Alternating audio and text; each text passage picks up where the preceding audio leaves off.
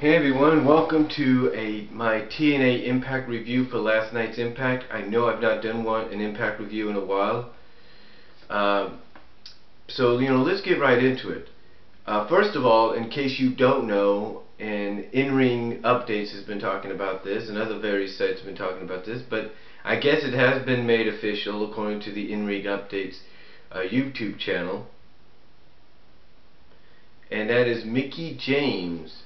Believe it or not, Mickie James has signed, or I guess has been signed, or will be signed officially by TNA. Now TNA hasn't come out and said anything, and of course maybe they're going to keep it as a surprise or something like that. But yeah, Mickie James is now part of TNA apparently, so expect her to debut real soon. And I guess the timetable for her debut could be at the Before the Glory Live Impact or at Bound for Glory. Who knows? But anyway, let's get into Impact, shall we? We start off basically with a promo, basically a backstage segment with Rob trying to get into the Impact Zone, but security's not allowing him to because he's not 100%. And then he does find a way to get in thanks to Jeff, because Jeff apparently has a secret entrance. And this happens, of course, during the first match of the night, which is between Abyss and Rob Terry, which isn't the best match of the night between two big men, but it's very physical. Of course, they allow Rob Terry to show off his power, but in the end, Rob Terry does get the win by disqualification after Abyss picks up basically the guardrail, picks up one of the guardrails and hits and tosses it right on top of Rob Terry. So he does get the win, and as he's doing this, Rob comes out of the crowd, and this kind of surprises Abyss, like, he's not supposed to be here, he's supposed to be out for good. So yeah, he comes out. Abyss wants a piece of him when he picks up Janice, but he gets held back by officials. Rob gets held back by security, but then he hits one of the security guys in the head with the chair. Then he gets in the ring and he calls Eric Bischoff to the ring. And he tells Bischoff basically that he's not happy about being stripped of the title in this tournament happening, but he can't do anything about it. But he does want the winner of the tournament. He does want the winner of the three-way at Bound for Glory. But he also wants to have a match at Bound for Glory against Abyss, because he tells Bischoff, hey, I'll be cleared, but my doctor says I'll be cleared and ready to go by Bound for Glory. So Eric says, okay, fine, I agree to it, you got the match, take care of it. And while Rob leaves, the Pope comes out while Eric's still in the ring, and basically the Pope tells Eric to his face, look, because he does have a point, storyline or not. He's like, look, how can, it's like, I can understand Anderson getting a title shot, but how can guys like Angle and Hardy get a title shot before me? How can someone like Rob get a title shot before me? And basically he goes on to say, he tells Eric Bischoff, I smell a rat. I smell crap before I can step on it. Basically he's telling Bischoff, you're full of it, and he finally tells Bischoff what he is, and that is exactly what Sting was trying to tell, I guess, Dixie Carter months ago, and that is Eric Bischoff is a con man. So we'll see what. So anyway, Bischoff says, hey, we don't need to do this right now in public, let's go take care of it in the back like men. So we get a backstage segment, and Bischoff says, okay, fine, you want in the title match that bad, here's what you gotta do. You beat Samoa Joe, and I'll think about it. So, Pope says, okay, fine, but you're nothing but a G. He says Eric's nothing but a G, but he's gonna get his gear on and go take care of business. And then I think we get another backstage segment with the beautiful people and Lacey. And Lacey, after being asked by I think Velvet or Angelina, if everything's alright, Lacey gets out of a chair and says, no, nothing. Basically, Lacey is pissed off. Lacey is pissed off. She gets out of a chair and says, no, nothing's alright. Basically she says Madison uses me, does this, but I mean, she is just pissed off to the point that Velvet tells Angelina, I had never seen her like this ever in my life. So, and then of course we have the EV 2.0 guys coming into the arena. We get a segment with that. Then we have the beautiful people coming to the ring, Lacey and Velvet, for a shot at the TNA Knockouts titles against Taylor Wilde and Hamada, which I know some people might say, Brian, you're a little crazy for saying this. But I have to say, wasn't that bad of a match? Yes, Lacey has some things she's still got to work on and learn, but it wasn't really that bad of a match. But beautiful people don't get the job done thanks to Madison, who, due to the referee's distraction, ends up hitting Lacey in the back of the head with Tara's helmet, biker helmet, and this allows Taylor Wilde and Hamada to get the pinfall over Lacey Von Erich. And this, of course, causes Angelina to come out and check on Lacey along with Velvet. And then what else? I'm trying to think. Oh yeah, we got another segment with, I think it's Christy or SoCal Val interviewing EV 2.0, you know, asking him what's going on, and Tommy just says, hey, last week AJ tried to make me forget who I was. My friends here made me reminded me who I was, and basically he goes on to say, basically he goes on to say that they just came from Dixie Carter's office, and that at Bound for Glory there's going to be a lethal lockdown match between them and Fortune, and that tonight Sabu will take on AJ Styles to see who gets the man advantage. And the reason, you know, Tommy says this is because lethal lockdown is forward weapons, which they accelerate at.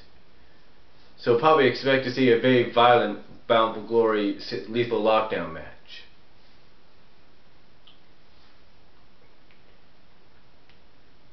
But anyway, that's what happens there.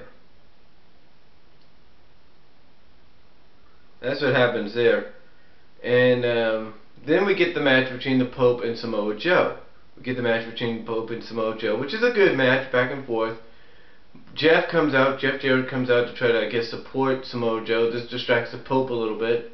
Then Sting and Nash come out, start beating down on Jeff, which distracts the Pope even more, to the point that Joe is able to lock in the Kakia clutch and win the match. And then Joe goes out and brawls with Nash and Sting, but Sting and Nash end up getting the upper hand. And then later on we get a backstage segment between the three, and Pope doesn't know exactly what they're talking about, you know, Pope doesn't know exactly what, you know, they're talking about when Nash says, do you know of any information that you might have that could help us, or anybody? And then it kind of, I think, when Nash says, do you know of any woman, anybody who's willing to put out? And I think the light bulb goes off in Pope's head, like, okay, I think I get where you're coming from. You know, I think I understand what you're talking about.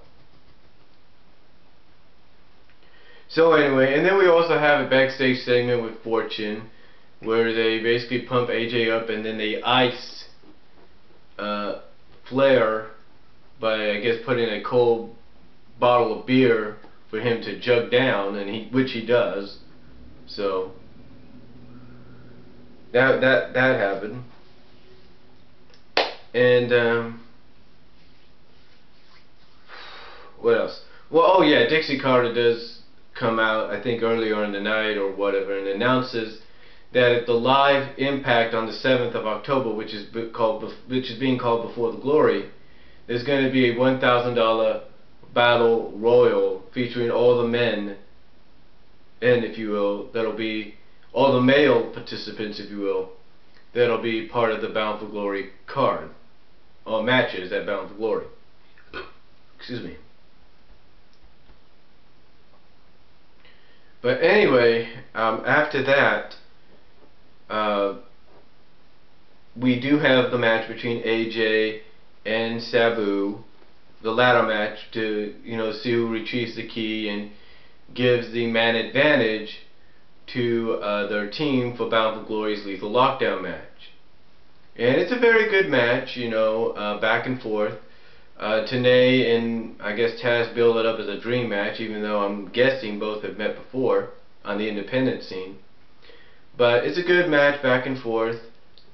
Of course, Flair and Matt Morgan come out with AJ, and then Mick Foley comes out later on to support Tommy. But this, of course, causes him to be attacked by Matt Morgan from behind when he tries to stop, I guess, Flair from probably attacking Sabu after Sabu goes to the outside. But again, like I said, this causes Mick Foley to be attacked by Matt Morgan, and Matt Morgan holding Foley allows Flair to kick Foley, low blow him, if you will. This, of course, causes Tommy Dreamer to come out, who gets cut off by Kazarian, and they stop brawling. And then the rest of Fortune and the rest of EV 2.0 come out and stop brawling.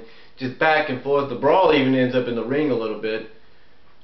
But in the end, what happens is James Storm pulls Sabu down from the ladder, just when it looks like Sabu is going to win the match, and hits Sabu over the head with a beer bottle. Then he ends up assisting AJ up the ladder to get the key and get the man advantage.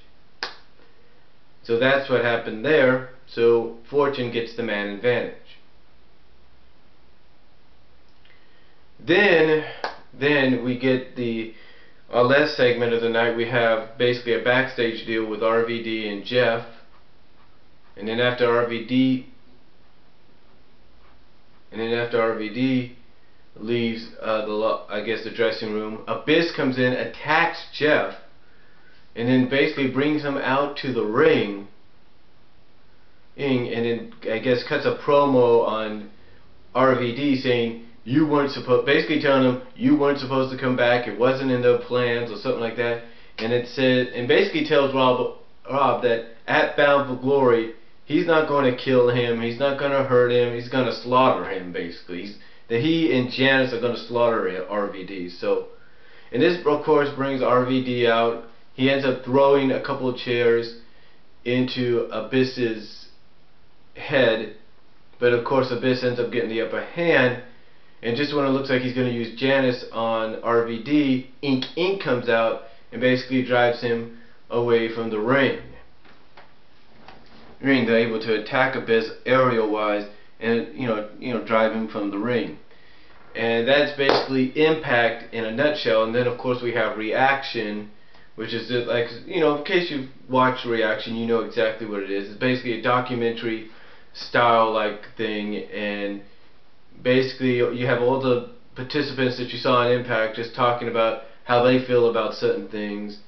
And then, one of the things that you find interesting is when they do the documentary thing with Nash.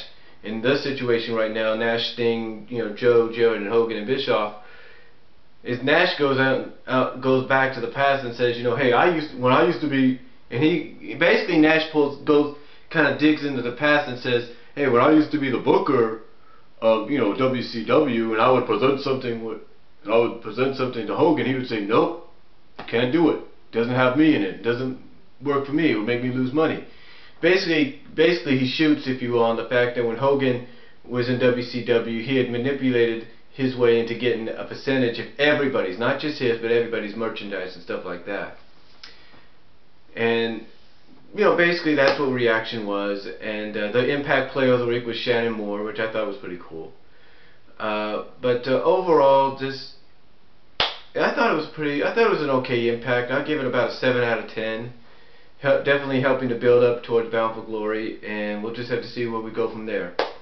But that's my Impact review for TNA for last night. Hope you all like it. You got any comments? Drop them below, and I'll talk to you all later.